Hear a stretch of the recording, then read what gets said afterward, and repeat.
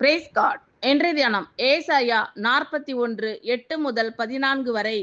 என் தாசனாகிய இஸ்ரவேலே, நான் தெரிந்து கொண்ட யாக்கோபே, என் சிநேகிதனான ஆபிரகாமின் சந்ததியே, நான் பூமியின் கடையாந்தரங்களில் இருந்து உன்னை எடுத்து அதன் எல்லைகளில் இருந்து அழைத்து வந்து, நீ என் தாசன், நான் உன்னை தெரிந்து கொண்டேன், நான் உன்னை வெறுத்து விடவில்லை என்று சொன்னேன்.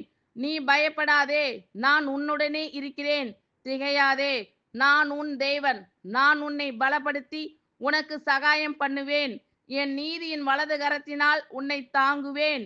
இதோ, உன்மேல் எரிச்சலாய் இருக்கிற யாவரும் வெட்கி இலச்சையடைவார்கள், உன்னோடே வழக்காடுகிறவர்கள் நாசமாகி ஒன்றுமில்லாமல் போவார்கள்.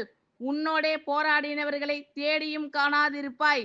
உன்னோடே யுத்தம் பண்ணின மனுஷர் ஒன்றுமில்லாமல் இல் பொருளாவார்கள். உன் தேவனாய் இருக்கிற கர்த்தராகிய நான் உன் வலது கையை பிடித்து, பயப்படாதே, நான் உனக்கு துணை நிற்கிறேன் என்று சொல்லுகிறேன். யாக்கோபு என்னும் பூச்சியே, இஸ்ரவேலின் சிறு கூட்டமே, பயப்படாதே, நான் உனக்கு துணை நிற்கிறேன் என்று கர்த்தரும் இஸ்ரவேலின் பரிசுத்தருமாகிய உன் மீட்பர் உரைக்கிறார். ஆமென். Thank you Lord.